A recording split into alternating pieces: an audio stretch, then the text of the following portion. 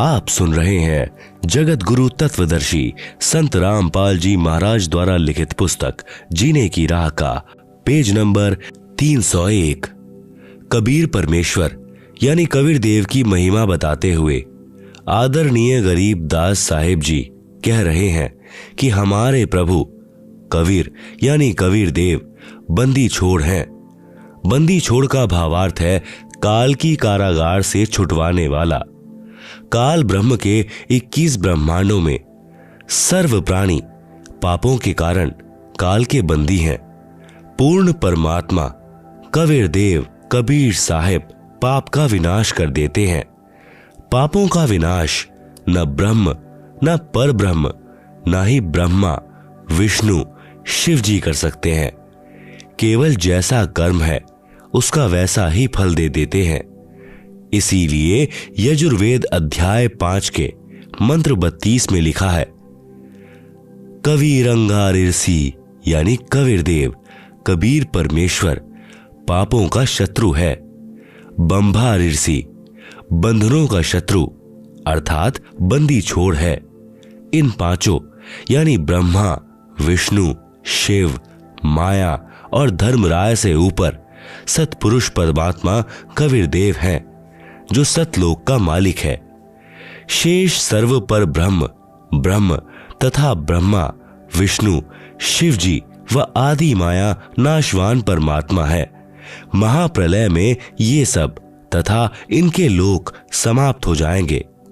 आम जीव से कई हजार गुना ज्यादा लंबी इनकी उम्र है, परंतु जो समय निर्धारित है वह एक दिन पूरा अवश्य होगा।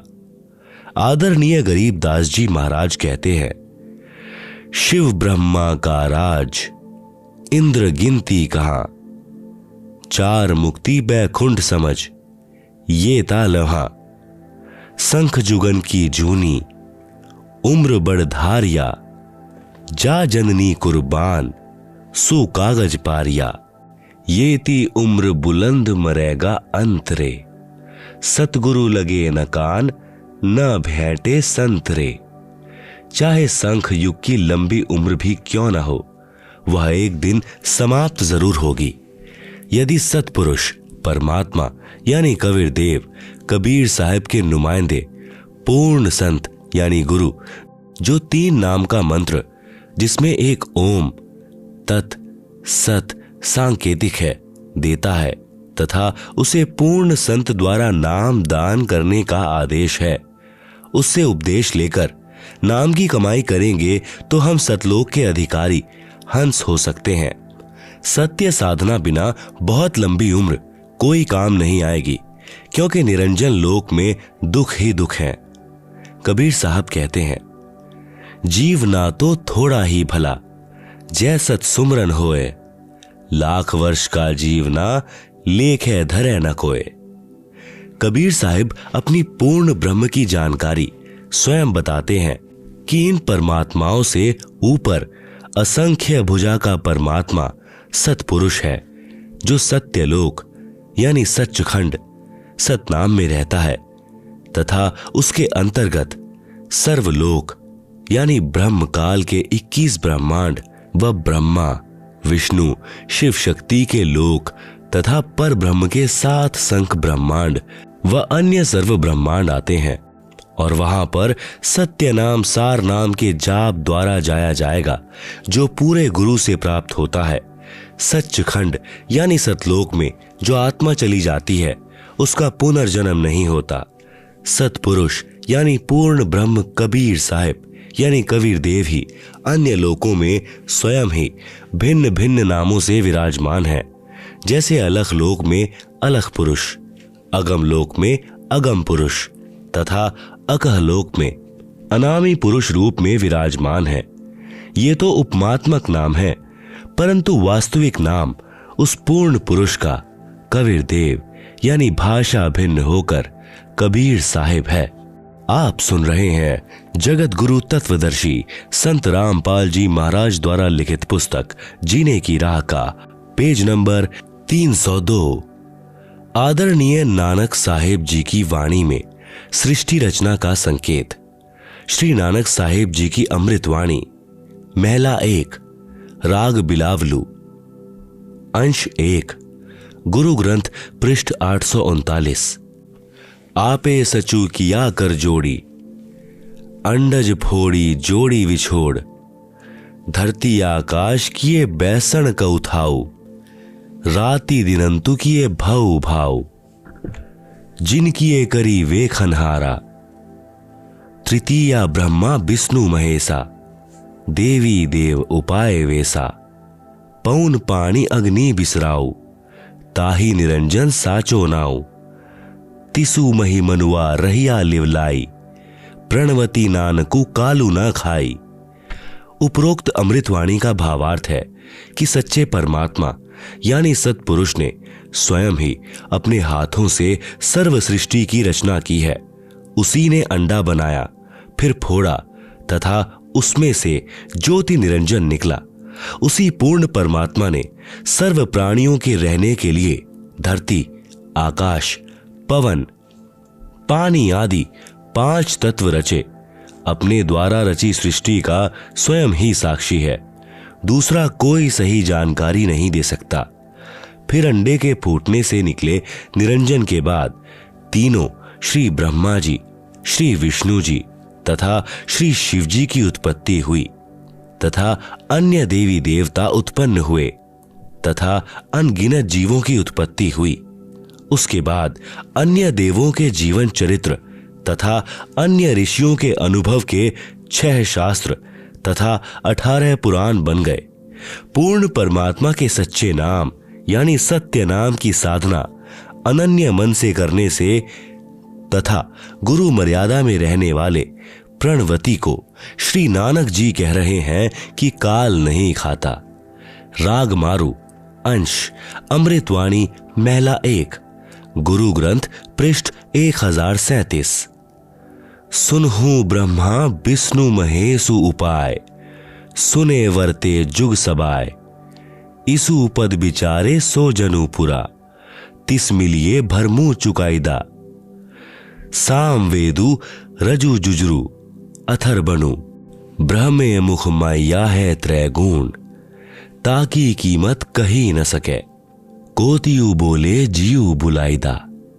उपरोक्त अमृतवाणी का सारांश है कि जो संत पूर्ण सृष्टि रचना सुना देगा तथा बताएगा कि अंडे के 2 भाग होकर कौन निकला, जिसने फिर ब्रह्मलोक की सुन्न में अर्थात गुप्त स्थान पर ब्रह्मा विष्णु शिव जी की उत्पत्ति की तथा वह परमात्मा कौन है जिसने ब्रह्म यानी काल के मुख से 4 वेदों यानी पवित्र ऋग्वेद, यजुर्वेद, सामवेद, अथर्ववेद को उच्चारण करवाया। वह पूर्ण परमात्मा जैसा चाहे वैसे ही प्रत्येक प्राणी को बुलवाता है। इस सर्व ज्ञान को पूर्ण बताने वाला संत मिल जाए तो उसके पास जाइए तथा जो सभी शंकाओं का पूर्ण निवारण करता है वही पूर्ण संत अर्थात तत्वदर्शी है। आप सुन रहे हैं जगत गुरु तत्वदर्शी संत रामपाल जी महाराज द्वारा लिखित पुस्तक जीने की राह का पेज नंबर 303। श्री गुरु ग्रंथ साहिब पृष्ठ 929। अमृतवाणी श्री नानक साहेब जी की राग राम कली महला 1, दक्षिणी ओंकार। ओंकारी ब्रह्मा उत्पत्ति, ओंकारु किया जिनचित। ओंकारी सैल जुग भय, ओंकारी वेद निर्मय। ओंकारी सबदी उधरे, ओंकारी गुरुमुखी तरे। ओनम अखर सुनहु बिचारू, ओनम अखरु त्रिभुवन सारू। उपरोक्त अमृतवाणी में श्री नानक साहेब जी कह रहे हैं कि ओंकार अर्थात ज्योति निरंजन यानी काल से ब्रह्मा जी की उत्पत्ति हुई। कई युगों मस्ती मारकर ओंकार यानी ब्रह्म ने वेदों की उत्पत्ति की जो ब्रह्मा जी को प्राप्त हुए। 3 लोक की भक्ति का केवल एक ओम मंत्र ही वास्तव में जाप करने का है। इस ओम शब्द को पूरे संत से उपदेश लेकर अर्थात गुरु धारण करके जाप करने से उद्धार होता है। विशेष श्री नानक साहिब जी ने तीनों मंत्रों ओम तत्सत का स्थान स्थान पर रहस्यात्मक विवरण दिया है, उसको केवल पूर्ण संत यानी तत्वदर्शी संत ही समझ सकता है तथा तीनों मंत्रों के जाप को उपदेशी को समझाया जाता है। पृष्ठ 1038। उत्तम सती गुरु पुरुष निराले, सबदी रते हरि रस मत वाले, रिधि बुद्धि सिद्धि ज्ञान गुरु ते पाइये, पूरे भाग मिलाइदा। सती गुरु ते पाए बिचारा, सुन समाधि सचे घर बारा, नानक निर्मल नादु सबद धुनी, सचूरा में नामी समायदा। उपरोक्त अमृतवाणी का भावार्थ है कि वास्तविक ज्ञान देने वाले सद्गुरु तो निराले ही हैं, वे केवल नाम जाप को जपते हैं, अन्य हठ योग साधना नहीं बताते। यदि आपको धन दौलत, पद, बुद्धि या भक्ति शक्ति भी चाहिए तो वह भक्ति मार्ग का ज्ञान पूर्ण संत ही पूरा प्रदान करेगा। ऐसा पूर्ण संत बड़े भाग्य से ही मिलता है। वहीं पूर्ण संत विवरण बताएगा कि ऊपर सुन यानी आकाश में अपना वास्तविक घर यानी सत्यलोक परमेश्वर ने रच रखा है। उसमें एक वास्तविक सार नाम की धुन यानी आवाज हो रही है। उस आनंद में अविनाशी परमेश्वर के सार शब्द से समाया जाता है, अर्थात उस वास्तविक सुखदायी स्थान में वास हो सकता है, अन्य नामों तथा अधूरे गुरुओं से नहीं हो सकता। आंशिक अमृतवाणी महला पहला, श्री गुरु ग्रंथ, पृष्ठ 359-360। शिवनगरी मही आसनी, बैसौ कलप त्यागी वादम, सिंडी सबद सदा धुनी, सो है अहिनिसी पूरे नादम, हरि कीर्ति रह राशि हमारी, गुरु मुख पंथ अतीतम, सगली ज्योति हमारी सम्मिया, नाना वर्ण अनेकम, कह नानक सुनी भरथरी, जोगी पार ब्रह्म लिव एकम। आप सुन रहे हैं जगत गुरु तत्वदर्शी संत रामपाल जी महाराज द्वारा लिखित पुस्तक जीने की राह का पेज नंबर 304।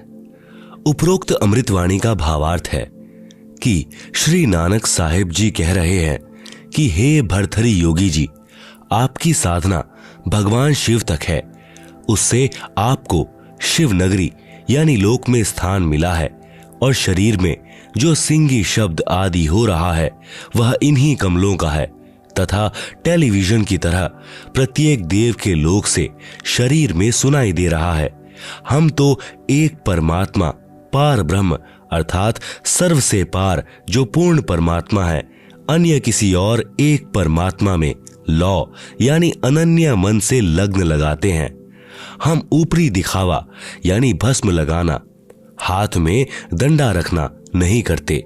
मैं तो सर्व प्राणियों को एक पूर्ण परमात्मा यानी सत्पुरुष की संतान समझता हूं।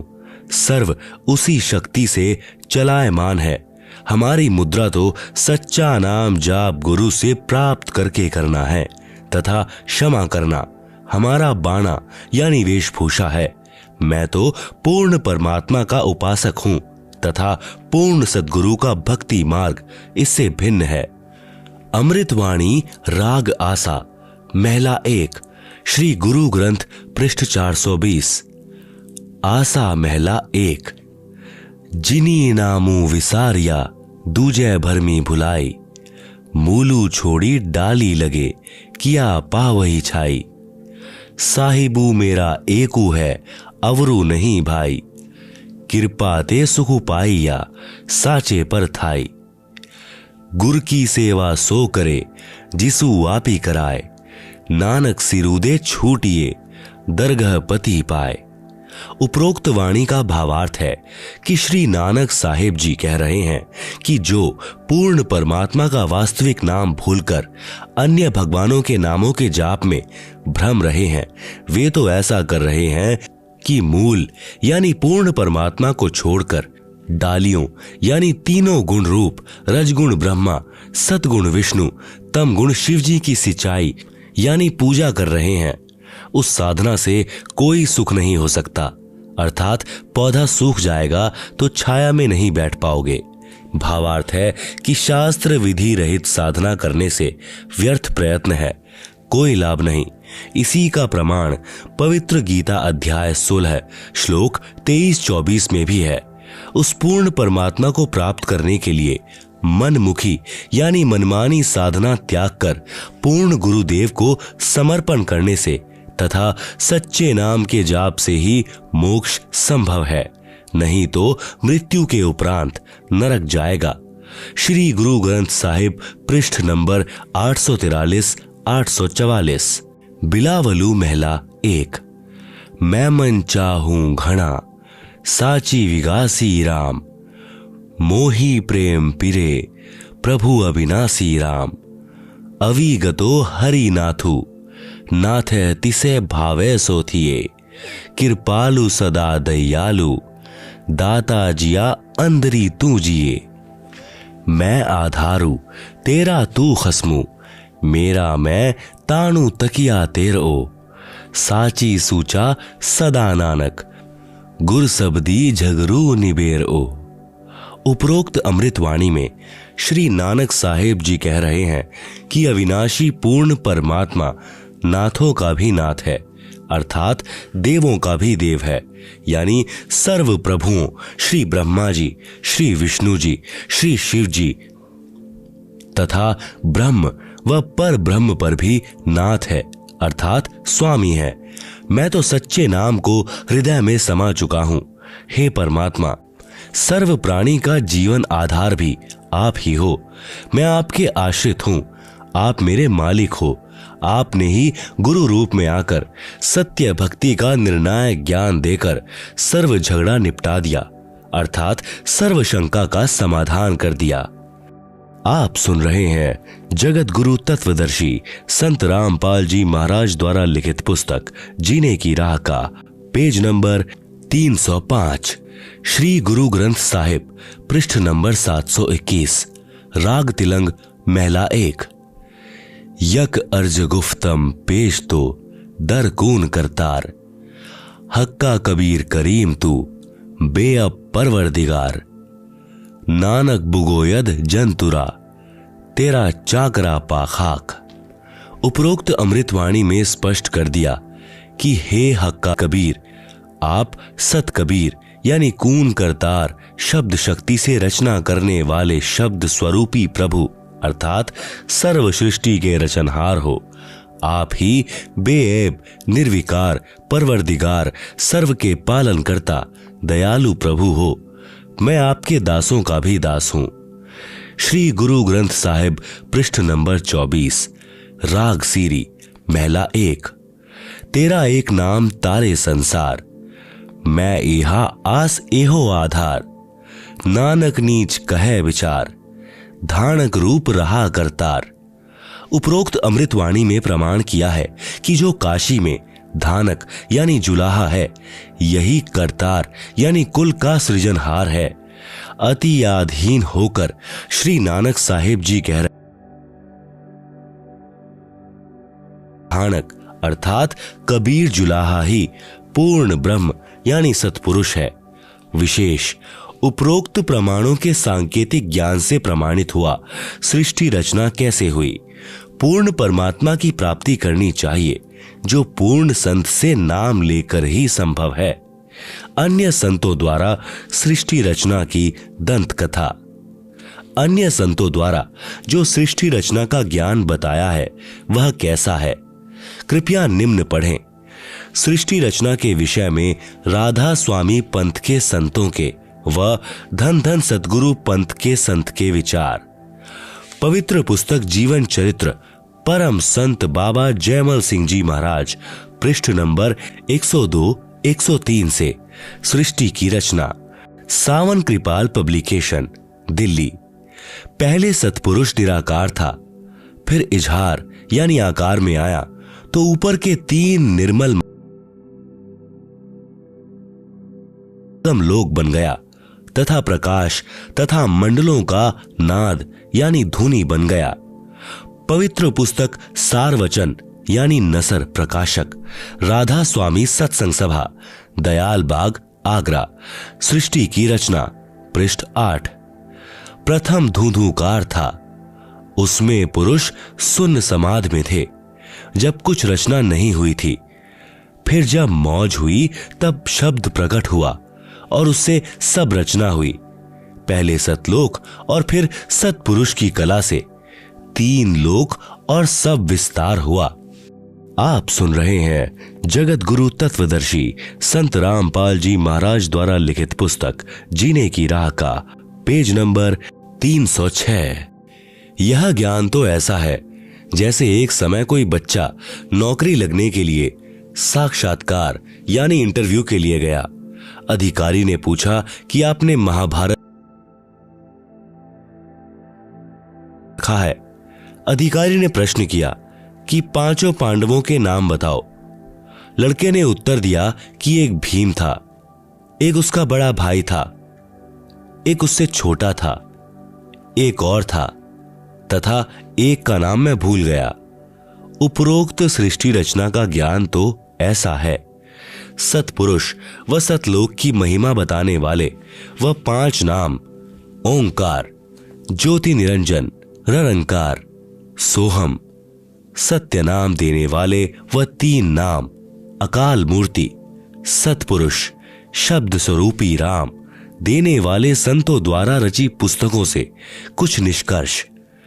संत मत प्रकाश भाग 3 पृष्ठ 76 पर लिखा है कि सच्चखंड या सतनाम चौथा लोक है। यहां पर सतनाम को स्थान कहा है। फिर इस पवित्र पुस्तक के पृष्ठ नंबर 79 पर लिखा है कि तीसरा राम ब्रह्म, चौथा राम सतनाम, यह असली राम है। फिर पवित्र पुस्तक संत मंत प्रकाश पहला भाग पृष्ठ नंबर 17 पर लिखा है कि वह सतलोक है, उसी को सतनाम कहा जाता है। पवित्र पुस्तक सार वचन नसर यानी वार्तिक पृष्ठ नंबर 3 पर लिखा है कि अब समझना चाहिए कि राधा स्वामी पद सबसे ऊंचा मुकाम है, जिसको संतों ने सतलोक और सच्चखंड और सार शब्द और सत शब्द और सतनाम और सतपुरुष करके बयान किया है। पवित्र पुस्तक सार वचन नसर आगरा से प्रकाशित पृष्ठ नंबर 4 पर भी उपरोक्त ज्यों का त्यों वर्णन है। पवित्र पुस्तक सच्चखंड की सड़क पृष्ठ नंबर 226 संतों का देश सच्चखंड या सतलोक है, उसी को जाता है। विशेष उपरोक्त व्याख्या ऐसी लगी जैसे किसी ने जीवन में न तो शहर देखा, न कार देखी और न पेट्रोल देखा है, न ड्राइवर का ज्ञान हो कि ड्राइवर किसे कहते हैं, और वह व्यक्ति अन्य साथियों से कहे कि मैं शहर में जाता हूं, कार में बैठकर आनंद मनाता हूं। फिर साथियों ने पूछा कि कार कैसी है, पेट्रोल कैसा है और ड्राइवर कैसा है, शहर कैसा है। उस गुरुजी ने उत्तर दिया कि शहर कहो चाहे कार, एक ही बात है। शहर भी कार ही है, पेट्रोल भी कार को ही कहते हैं, ड्राइवर भी कार को ही कहते हैं, सड़क भी कार को ही कहते हैं। आओ विचार करें, सतपुरुष तो पूर्ण परमात्मा है। सतनाम वह 2 मंत्र का नाम है जिसमें एक ओम तथा तत्सांकेतिक है, तथा इसके बाद सार नाम साधक को पूर्ण गुरु द्वारा दिया जाता है। यह सतनाम तथा सार नाम दोनों स्मरण करने के नाम हैं। सतलोक वह स्थान है जहां सतपुरुष रहता है। पुण्यात्माएं स्वयं निर्णय करें सत्य तथा असत्य का। आप सुन रहे हैं जगत गुरु तत्वदर्शी संत रामपाल जी महाराज द्वारा लिखित पुस्तक जीने की राह का पेज नंबर 307। भक्ति मर्यादा। नाम दीक्षा लेने वाले व्यक्तियों के लिए आवश्यक जानकारी। पहली, पूर्ण गुरु से दीक्षा लेनी चाहिए। पूर्ण गुरु की पहचान। आज कलयुग में भक्त समाज के सामने पूर्ण गुरु की पहचान करना सबसे जटिल प्रश्न बना हुआ है, लेकिन इसका बहुत ही लघु और साधारण सा उत्तर है कि जो गुरु शास्त्रों के अनुसार भक्ति करता है और अपने अनुयायियों अर्थात शिष्यों द्वारा करवाता है वही पूर्ण संत है। चूंकि भक्ति मार्ग का संविधान धार्मिक शास्त्र जैसे कबीर साहिब की वाणी, नानक साहिब की वाणी, संत गरीबदास जी महाराज की वाणी, संत धर्मदास जी साहिब की वाणी, वेद, गीता, पुराण, कुरान, पवित्र बाइबल आदि है। जो भी संत शास्त्रों के अनुसार भक्ति साधना बताता है और भक्त समाज को मार्गदर्शन करता है तो वह पूर्ण संत है। अन्यथा वह भक्त समाज का घोर दुश्मन है जो शास्त्रों के विरुद्ध साधना करवा रहा है, इस अनमोल मानव जन्म के साथ खिलवाड़ कर रहा है। ऐसे गुरु या संत को भगवान के दरबार में घोर नरक में उल्टा लटकाया जाएगा। उदाहरण के तौर पर जैसे कोई अध्यापक सिलेबस यानी पाठ्यक्रम से बाहर की शिक्षा देता है तो वह उन विद्यार्थियों का दुश्मन है। गीता अध्याय नंबर 7 का श्लोक नंबर 15। न माम दुष्कृतिन मूढ़ा प्रपदन्ते नराधमा मायया अपहृत ज्ञाना आसुरम भावम आश्रिता। अनुवाद, माया के द्वारा जिनका ज्ञान हरा जा चुका है ऐसे आसुर स्वभाव को धारण किए हुए मनुष्य में नीच दूषित कर्म करने वाले मूर्ख मुझको नहीं भजते। अर्थात वे तीनों गुणों रजगुण ब्रह्मा, सतगुण विष्णु, तम गुण शिव की साधना ही करते रहते हैं। यजुर्वेद अध्याय नंबर 40 श्लोक नंबर 10 संत रामपाल दास जी द्वारा भाषा भाष्य। अन्य देवाहु संभवादन्य दाहुर संभवात इति शुश्रुम धीराणाम ये नस्त द्विच चक्षिरे। हिंदी अनुवाद, परमात्मा के बारे में सामान्यत निराकार अर्थात कभी न जन्मने वाला कहते हैं। दूसरे आकार में अर्थात जन्म लेकर अवतार रूप में आने वाला कहते हैं। जो टिकाऊ अर्थात पूर्ण ज्ञानी अच्छी प्रकार सुनाते हैं उसको इस प्रकार सही तौर पर वही समरूप अर्थात यथार्थ रूप में भिन्न भिन्न रूप से प्रत्यक्ष ज्ञान कराते हैं। गीता अध्याय नंबर 4 का श्लोक नंबर 34। तत् विद्धि प्रणिपातेन परिप्रश्नेन सेव्या उपदेक्ष्यन्ति ते ज्ञानम ज्ञानिनः तत्वदर्शिनः।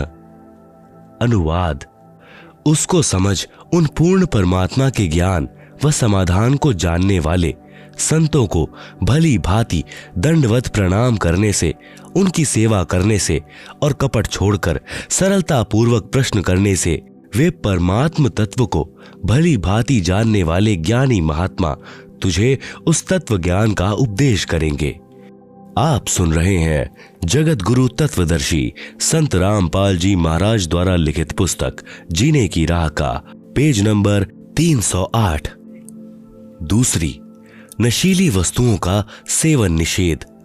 हुक्का, शराब, बियर, तंबाकू, बीड़ी, सिगरेट, हुलास, सूंघना, गुटखा, मांस, अंडा, सुल्फा, अफीम, गांजा और अन्य नशीली चीजों का सेवन तो दूर रहा, किसी को नशीली वस्तु लाकर भी नहीं देनी है।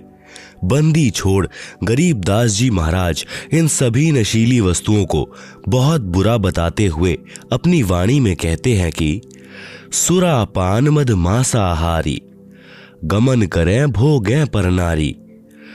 70 जन्म कटत हैं शीशम साक्षी साहिब हैं जगदीशम। पर द्वारा स्त्री का खोले 70 जन्म अंधा होवे डोले।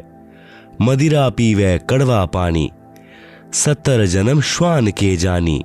हुक्का हरदम पीवते लाल मिलावें धूर। इसमें संशय है नहीं जन्म पिछले सूर।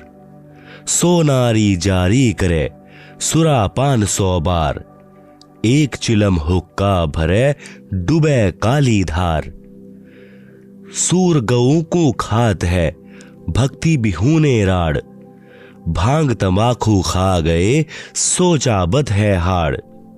भांग तंबाकू पी वही सुरापान से हेत, गोस्त मट्टी खाए कर जंगली बने प्रेत।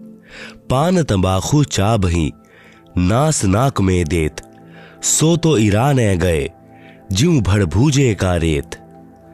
भांग तंबाकू पी वही गोस्त गला कबाब, मोर मृग कुंभखत है देंगे कहां जवाब। तीसरी, तीर्थ स्थानों पर जाना निषेध।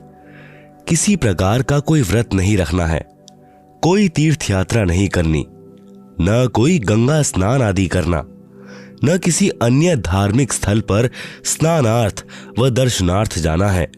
किसी मंदिर व इष्ट धाम में पूजा व भक्ति के भाव से नहीं जाना कि इस मंदिर में भगवान है। भगवान कोई पशु तो है नहीं कि उसको पुजारी जी ने मंदिर में बांध रखा है। भगवान तो कण कण में व्यापक है। ये सभी साधनाएं शास्त्रों के विरुद्ध हैं। जरा विचार करके देखो कि ये सभी तीर्थ स्थल जैसे जगन्नाथ का मंदिर, बद्रीनाथ, हरिद्वार, मक्का मदीना, अमरनाथ, वैष्णो देवी, वृंदावन, मथुरा, बरसाना, अयोध्या राम मंदिर, काशी धाम, छुड़ानी धाम आदि मंदिर, मस्जिद, गुरुद्वारा, चर्च व इष्ट धाम आदि ऐसे स्थल हैं जहां पर कोई संत रहते थे।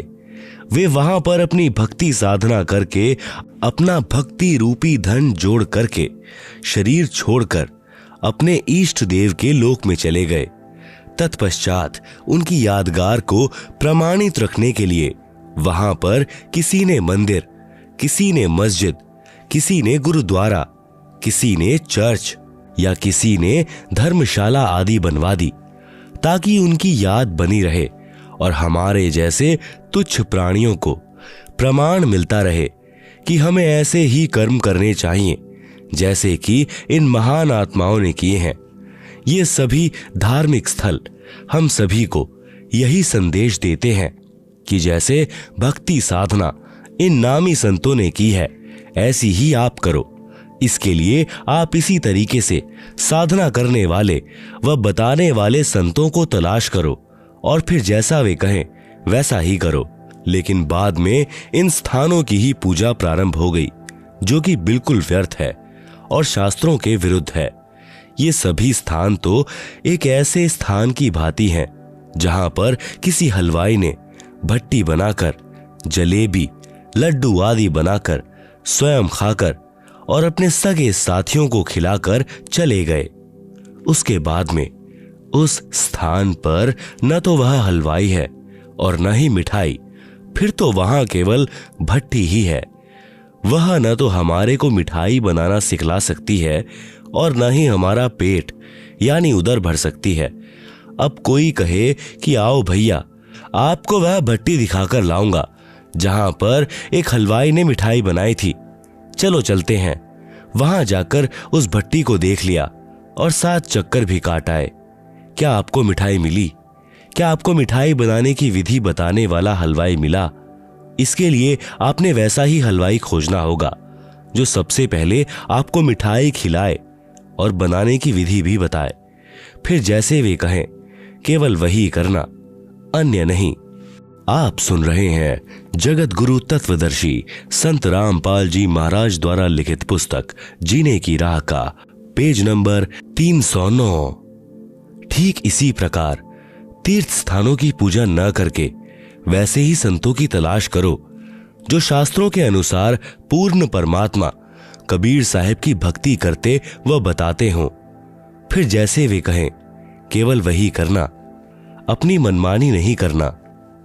सामवेद संख्या नंबर 1400, उतारचिक अध्याय नंबर 12, खंड नंबर 3, श्लोक नंबर 5, संत रामपाल दास द्वारा भाषा भाष्य। भद्रा वस्त्रा समन्यावसानो। महान कवि निर्वचनानि शंसन आ वच्यस्व चंवो पूयमानो विचक्षणो जागृविर्देववीतो। हिंदी। चतुर व्यक्तियों ने अपने वचनों द्वारा पूर्ण परमात्मा यानी पूर्ण ब्रह्म की पूजा का सत्य मार्ग दर्शन न करके अमृत के स्थान पर आन उपासना जैसे भूत पूजा, पितर पूजा, श्राद्ध निकालना, तीनों गुणों की पूजा, रजगुण ब्रह्मा, सतगुण विष्णु, तम गुण शंकर तथा ब्रह्मकाल की पूजा, मंदिर, मस्जिद, गुरुद्वारों, चर्चों व तीर्थ उपवास तक की उपासना, रूपी फोड़े व घाव से निकले मवाद को आदर के साथ आचमन करा रहे होते हैं, उसको परम सुखदायक पूर्ण ब्रह्म कबीर सहशरीर साधारण वेशभूषा में, वस्त्र का अर्थ है वेशभूषा, संत भाषा में इसे चोला भी कहते हैं। जैसे कोई संत शरीर त्याग जाता है तो कहते हैं कि महात्मा तो चोला छोड़ गए। सत्यलोक वाले शरीर के समान दूसरा तेज पंच का शरीर धारण करके आम व्यक्ति की तरह जीवन जीकर कुछ दिन संसार में रहकर अपनी शब्द साखियों के माध्यम से सत्य ज्ञान को वर्णन करके पूर्ण परमात्मा के छुपे हुए वास्तविक सत्य ज्ञान तथा भक्ति को जागृत करते हैं। गीता अध्याय नंबर 16 का श्लोक नंबर 23। यह शास्त्र विधिम उत्सृज्य वर्तते कामकारतः न सह सिद्धिम अवाप्नोति न सुखम न पराम गतिम। अनुवाद। जो पुरुष शास्त्र विधि को त्याग कर अपनी इच्छा से मनमाना आचरण करता है वह न सिद्धि को प्राप्त होता है, न परम गति को और न सुख को ही। गीता अध्याय नंबर 6 का श्लोक नंबर 16।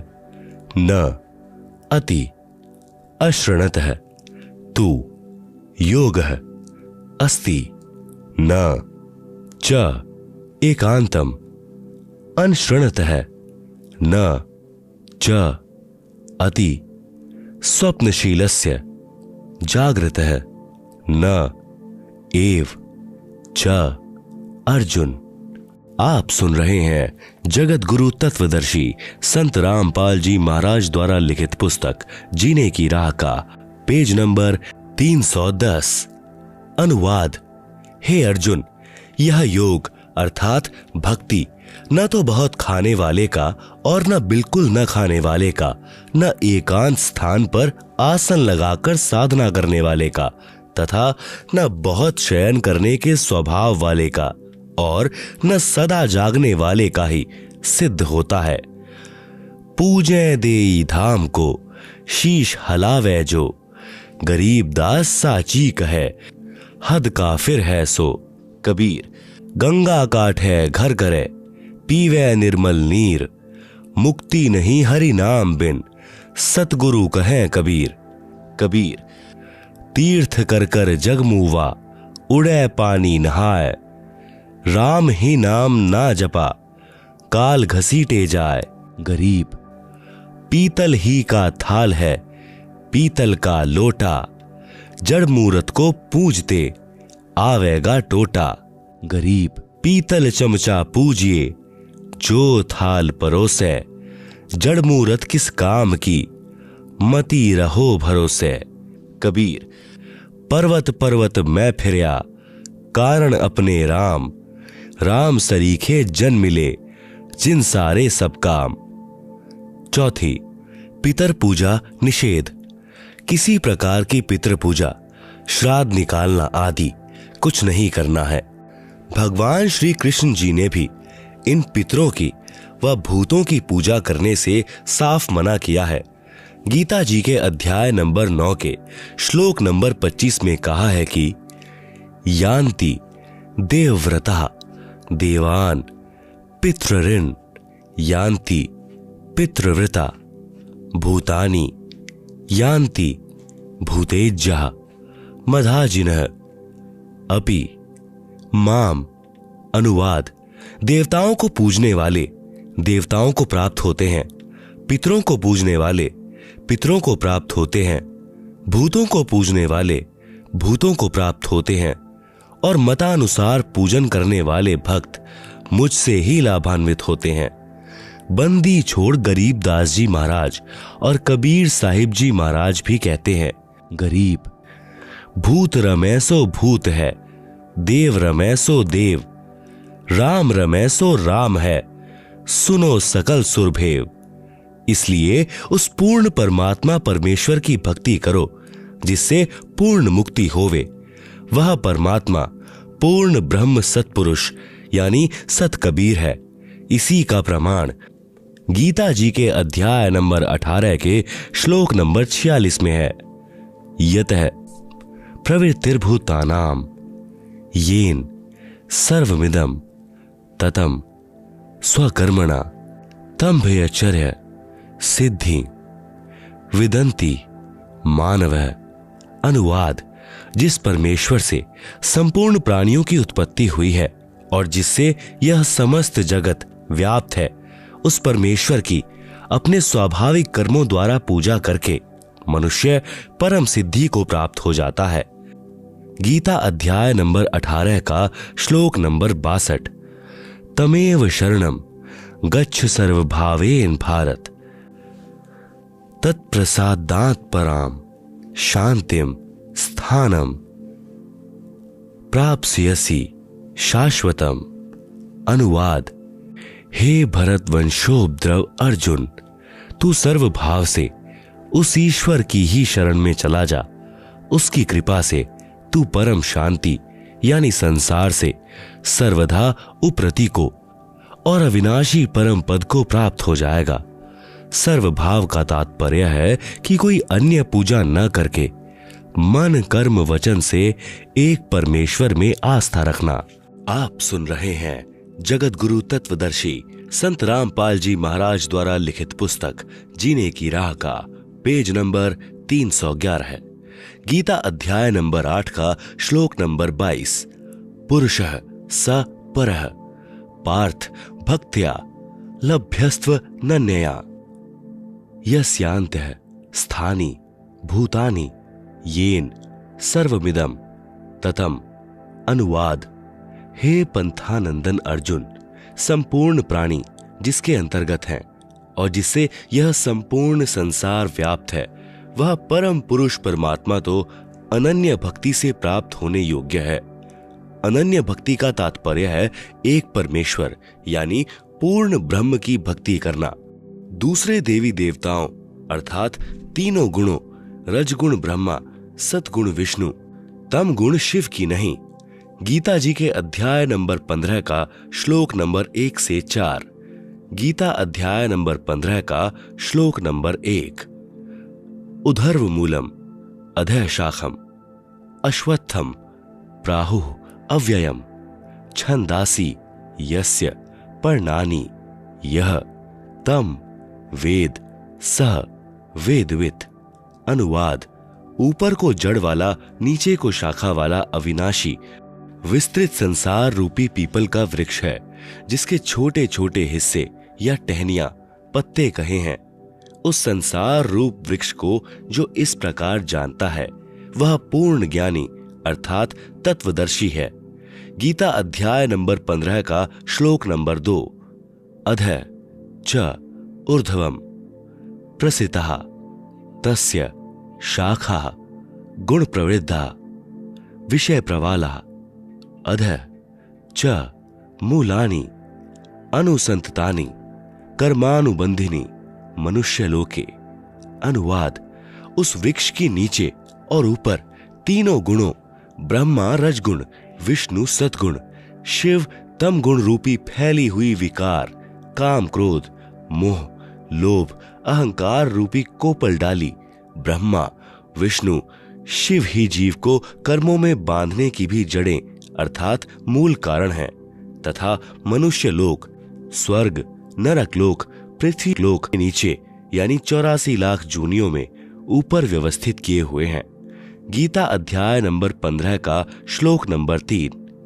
न रूपम अस्य इह तथा उपलभ्यते न अंतः न च आदि न च संप्रतिष्ठा अश्वत्थम एनम सुविरूढ़ मूलम असडंगस्त्रेन दृढ़ेन छित्वा। अनुवाद: इस रचना का न शुरुआत तथा न अंत है, न वैसा स्वरूप पाया जाता है तथा यहाँ विचार काल में अर्थात मेरे द्वारा दिया जा रहा गीता ज्ञान में पूर्ण जानकारी मुझे भी नहीं है, क्योंकि सर्व ब्रह्मांडों की रचना की अच्छी तरह स्थिति का मुझे भी ज्ञान नहीं है।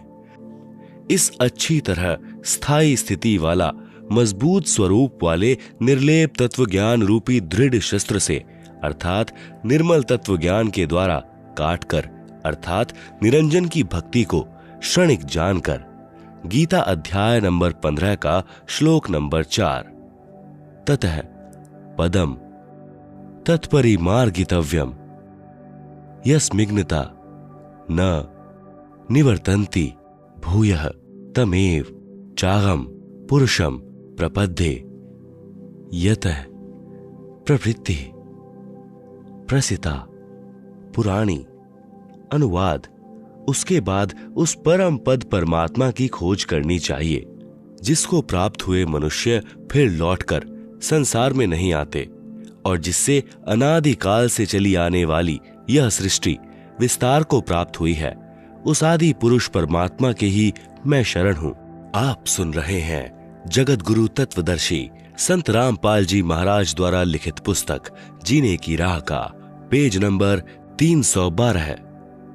इस प्रकार स्वयं भगवान श्री कृष्ण ने इंद्र, जो देवी देवताओं का राजा है, की पूजा भी छुड़वाकर उस परमात्मा की भक्ति करने के लिए ही प्रेरणा दी थी, जिस कारण उन्होंने गोवर्धन पर्वत को उठाकर इंद्र के कोप से ब्रजवासियों की रक्षा की। गरीबदास जी कहते हैं, इंद्र चढ़ा ब्रिज डुबोवन, भीगा भीत न लेव। इंद्र कढ़ाई होत जगत में, पूजा खा गए देव। कबीर, इस संसार को समझाऊं कै बार, पूंछ जो पकड़े भेड़ की, उतरा चाहे पार। 5वां, गुरु आज्ञा का पालन। गुरुदेव जी की आज्ञा के बिना घर में किसी भी प्रकार का धार्मिक अनुष्ठान नहीं करवाना है। जैसे बंदी छोड़ अपनी वाणी में कहते हैं कि गुरु बिन यज्ञ हवन जो करही, मिथ्या जावे कबहु नहीं फलही। गुरु बिन माला फेरते, गुरु बिन देते दान। गुरु बिन दोनों निष्फल हैं, पूछो वेद पुराण। 6, माता मसानी पूजना निषेध। आपने खेत में बनी मढ़ी या किसी खेड़े आदि की या किसी अन्य देवता की समाध नहीं पूजनी है। समाध चाहे किसी की भी हो, बिल्कुल नहीं पूजनी है। अन्य कोई उपासना नहीं करनी है। यहां तक कि तीनों गुणों ब्रह्मा, विष्णु, शिव की पूजा भी नहीं करनी है। केवल गुरु जी के बताए अनुसार ही करना है। गीता अध्याय नंबर 7 का श्लोक नंबर 15। न माम दुष्कृतिनः मूढ़ा प्रपदन्ते नराधमा मायया अपहृत ज्ञानः आसुरम भावम आश्रितः। अनुवाद: माया के द्वारा जिनका ज्ञान हरा जा चुका है, ऐसे आसुर स्वभाव को धारण किए हुए मनुष्य, नीच दूषित कर्म करने वाले मूर्ख मुझको नहीं भजते। अर्थात वे तीनों गुणों रजगुण ब्रह्मा, सतगुण विष्णु, तमगुण शिव की साधना ही करते रहते हैं। कबीर, माई मसानी शेर शीतला, भैरव भूत हनुमंत, परमात्मा उनसे दूर हैं जो इनको पूजंत। 100 वर्ष तो गुरु की सेवा, एक दिन आन उपासी, वे अपराधी आत्मा परय काल की फांसी। गुरु को तजय भजय जो आना, तापसवा को फोकट ज्ञाना। 7वां, संकट मोचन कबीर साहब हैं। कर्म कष्ट यानी संकट होने पर कोई अन्य इष्ट देवता की या माता मसानी आदि की पूजा कभी नहीं करनी है, न किसी प्रकार की बुझा पड़वानी है। केवल बंदी छोड़ कबीर साहब को पूजना है, जो सभी दुखों को हरने वाले संकट मोचन है। सामवेद संख्या नंबर 822, उतारचिक अध्याय 3, खंड नंबर 5, श्लोक नंबर 8, संत रामपाल दास द्वारा भाषा भाष्य। मनीषी भी पवते पुवर्य कविनर भी अर्थ है। परी कोशाम अशिष्यदत् त्रितस्य नाम जन्यन मधु शरण्येन्द्रस्य वायुम संख्या वर्धयन। हिंदी। सनातन अर्थात अविनाशी कबीर परमेश्वर हृदय से चाहने वाले, श्रद्धा से भक्ति करने वाले भक्तात्मा को 3 मंत्र उपदेश देकर पवित्र करके जन्म व मृत्यु से रहित करता है तथा उसके प्राण अर्थात जीवन श्वासों को, जो संस्कारवश अपने मित्र अर्थात भक्त के गिनती के डाले हुए होते हैं, को अपने भंडार से पूर्ण रूप से बढ़ाता है, जिस कारण से परमेश्वर के वास्तविक आनंद को अपने आशीर्वाद प्रसाद से प्राप्त करवाता है। कबीर। देवी देव ठाढ़े भय हमको ठौर बताओ, जो मुझ यानी कबीर को पूजे नहीं, उनको लूटो खाओ। काल जो पीसे पीसना, जोरा है पनिहार, ये 2 असल मजूर हैं सतगुरु के दरबार। आप सुन रहे हैं जगत गुरु तत्वदर्शी संत रामपाल जी महाराज द्वारा लिखित पुस्तक जीने की राह का पेज नंबर 313। 8वां, अनावश्यक दान निषेध। कहीं पर और किसी को दान रूप में कुछ नहीं देना है, न पैसे, न बिना सिला हुआ कपड़ा आदि कुछ नहीं देना है। यदि कोई दान रूप में कुछ मांगने आए तो उसे खाना खिला दो, चाय, दूध, लस्सी, पानी आदि पिला दो, परंतु देना कुछ भी नहीं है। न जाने वह भिक्षुक उस पैसे का क्या दुरुपयोग करे। जैसे एक व्यक्ति ने किसी भिखारी को उसकी झूठी कहानी, जिसमें वह बता रहा था कि मेरे बच्चे इलाज बिना तड़फ रहे हैं, कुछ पैसे देने की कृपा करें को सुनकर भावनावश होकर 100 रुपए दे दिए। वह भिखारी पहले पाव शराब पीता था। उस दिन उसने आधा बोतल शराब पिया और अपनी पत्नी को पीट डाला। उसकी पत्नी ने बच्चों सहित आत्महत्या कर ली। आप द्वारा किया हुआ वह दान उस परिवार के नाश का कारण बना। यदि आप चाहते हो कि ऐसे दुखी व्यक्ति की मदद करें तो उसके बच्चों को डॉक्टर से दवाई दिलवा दें, पैसा न दें। कबीर साहब कहते हैं, गुरु बिन माला फेरते, गुरु बिन देते दान, गुरु बिन दोनों निष्फल हैं, पूछो वेद पुराण। 9वां, झूठा खाना निषेध। ऐसे व्यक्ति का झूठा नहीं खाना है जो शराब, मांस, तंबाकू, अंडा, बियर, अफीम, गांजा आदि का सेवन करता हो। 10वां, सत्यलोक गमन यानी देहांत के बाद क्रियाकर्म निषेध। यदि परिवार में किसी की मौत हो जाती है, चिता में अग्नि कोई भी दे सकता है, घर का या अन्य, तथा अग्नि प्रज्वलित करते समय मंगलाचरण बोल दें तो उसके फूल आदि कुछ नहीं उठाने हैं। यदि उस स्थान को साफ करना अनिवार्य है तो उन अस्थियों को उठाकर स्वयं ही किसी स्थान पर चलते पानी में बहा दें। उस समय मंगलाचरण उच्चारण कर दें। न पिंड आदि भरवाने हैं, न 13वीं, छमाही, बरसौधी पिंड भी नहीं भरवाने हैं तथा श्राद्ध आदि कुछ नहीं करना है। किसी भी अन्य व्यक्ति से हवन आदि नहीं करवाना है। संबंधी तथा रिश्तेदारों आदि जो शोक व्यक्त करने आए, उनके लिए कोई भी एक दिन नियुक्त करें।